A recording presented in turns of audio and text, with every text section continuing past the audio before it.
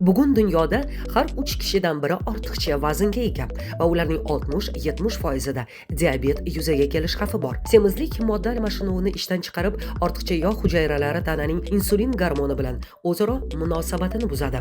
Qonda qand miqdorini oshiradi. Tana massasi indeksi 30 va undan yuqori bo'lgan odamlarning 80% da ikkinchi tip qandli diabetga chalinish xavfi yuqori.